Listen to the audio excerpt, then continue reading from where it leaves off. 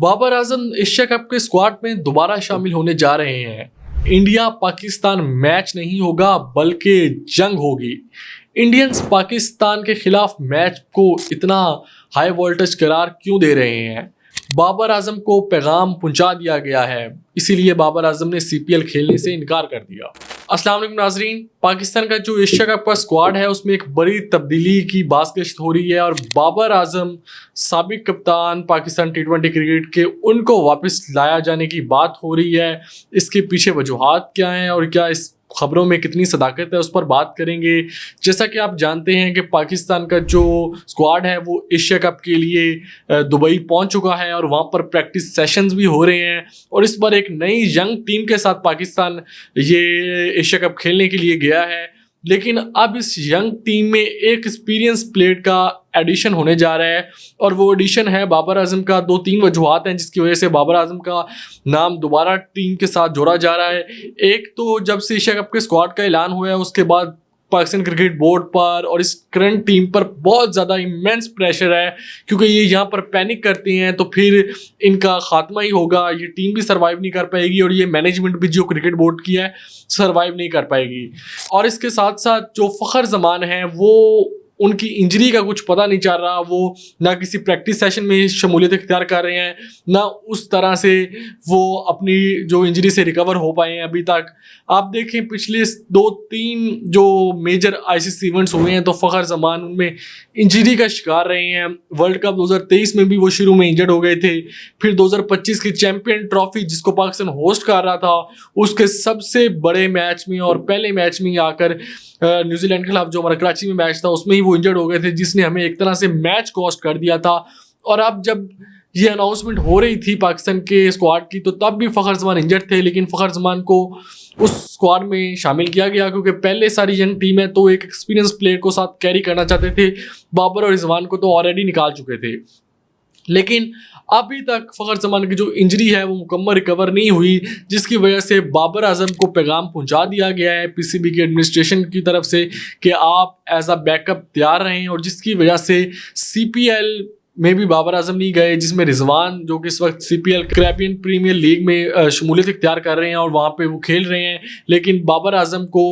PCB ने मना कर दिया और उन्होंने कहा कि अभी आप एशिया कप का जो हमारा पोल है और उसमें आपको हमने लूप में रखा हुआ है तो आप ये लीग खेलने ना जाएं। अब जो बाबर आजम की शमूलियत है वो काफ़ी बुनियादों पर यकीनी होती जा रही है। एक तो क्रिकेट फैंस का इमेंस प्रेशर है और दूसरी कुछ स्टेक होल्डर्स भी इन्वॉल्व हो रहे हैं, जिस तरह जवेद अफरीदी और जो सीनियर क्रिकेटर्स हैं वो भी अब ये प्रेशराइज कर रहे हैं कि इस यंग टीम के साथ एक एक्सपीरियंस प्लेयर को होना चाहिए। इसकी एक और बड़ी वजह है वो है पाकिस्तान और इंडिया का मैच, जो कि 9 और 10 मई की जंग के बाद पहली दफ़ा पाकिस्तान और इंडिया क्रिकेट में आमने सामने होने जा रहे हैं। तो ये एक बहुत बड़ा क्रिकेट का मैच बताया जा रहा है और इसकी जो हाइप क्रिएट की जा रही है वो बॉर्डर्स के दोनों तरफ की जा रही है और इंडियंस तो इस मैच को एज अ जंग की तौर ले रहे हैं और वो कह रहे हैं ये मैच नहीं बल्कि ये एक जंग होगी पाकिस्तान के साथ और पाकिस्तान को हराना है। दूसरी तो ऑप्शन ही नहीं है कि इस मैच में पाकिस्तान से हारने की तो ऑप्शन ही नहीं है, पाकिस्तान को हराना ही है। हमारे लिए ये खेल नहीं रह गया, अब जंग जो बन चुकी है, ये भारत का कहना है, जिसकी वजह से उन्होंने जो अपने एशिया कप के स्क्वाड का भी ऐलान किया तो वो उन्होंने फुल एक्सपीरियंस टीम उतारी है। बकाया तो आपको पता है ओमान से खेलना है, यूएई से खेलना है और बुमराह तो आपको पता है कि वो खेलते ही नहीं है बड़े बड़े मैचेस, लेकिन यहाँ पर जसप्रीत बुमराह, शुभम गिल को वापस लेकर आए हैं, संजू सैमसन, तिलक वर्मा, रिंकू सिंह। तो मतलब उन्होंने अपनी फुल स्ट्रेंथ जो उनके पास थी उसको मैदान में उतारने जा रहे हैं। और दूसरी जानिब पाकिस्तान बगैर सीनियर प्लेयर्स बाबर और रिजवान के अलावा ये कोई 6 साल बाद अपना पहला मेजर इवेंट खेलने जा रही है, तो पाकिस्तान के लिए ये एक बहुत बड़ा चैलेंज भी होने जा रहा है, जिसकी वजह से अब क्रिकेट बोर्ड सोच रहा है कि जो पाकिस्तान के प्लेयर्स हैं उन पर प्रेशर रिलीज़ करने के लिए, जो यंग टीम है उन पर प्रेशर रिलीज़ करने के लिए एक ऐसा बैट्समैन जो कि एक एक्सपीरियंस्ड हो, बाबर आजम को साथ कैरी करना ज़रूरी है। और इसके साथ साथ जो स्पेशली दुबई की पिचेस हैं वो भी यही सूट करती हैं। पाकिस्तान ने वहाँ 20 दिन पहले चला गया और ये बहुत एक अच्छी मूव ली गई है, जिसकी वजह से पाकिस्तान उसकी जो सरफेस है, जो पूरी क्रिकेट की पिचेस हैं उनसे वेल नॉन हो रहा है और पाकिस्तान ने प्रैक्टिस मैचेस भी खेले हैं, जिसके बाद पाकिस्तान को ये रियलाइज़ हुआ है कि यहाँ पे वो पावर हिटिंग, एग्रेशन और ज़्यादा स्कोरों वाले मैचेस तो वैसे भी नहीं होने। पाकिस्तान को बैटिंग लाइन में स्टेबिलिटी की ज़रूरत है, जिसमें कोई एक ऐसा बैट्समैन जो इनिंग्स को लंबा लेकर चल सके, जिसकी वजह से पाकिस्तान बाबर आजम की तरफ आ रहा है। एक सिनेरियो बेस्ड मैच भी खेला गया, उसमें 142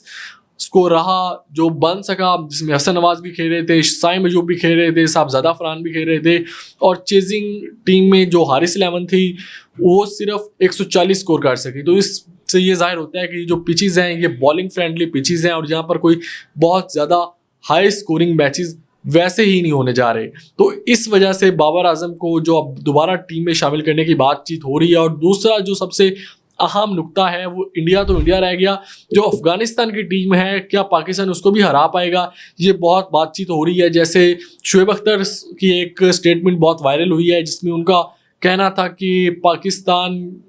130 भी नहीं कर पाएगा अफगानिस्तान के खिलाफ इस बैटिंग लाइनअप से, और पाकिस्तान की बैटिंग इनके सामने ललखरा जाएगी और पाकिस्तान को अफगानिस्तान को हराना ट्राई सीरीज में बहुत मुश्किल है। तो ये सब स्टेटमेंट्स और ये सब बातें एक तरफ प्रेशर क्रिएट कर रही हैं क्रिकेट बोर्ड पर, जिसकी वजह से बाबर आजम की जो एंट्री है वो मुतवक्के है। और अब ये खदशा जाहिर किया जा रहा है कि जो ट्राई सीरीज़ होगी, ट्राई पाकिस्तान, अफगानिस्तान और यूएई, अगर पाकिस्तान उधर अफगानिस्तान से कोलैप्स करता है, पाकिस्तान अफगानिस्तान से मैचेस हारता है, तो बाबर आजम को दोबारा स्क्वाड में शामिल कर लिया जाएगा और बाबर आजम को एशिया कप में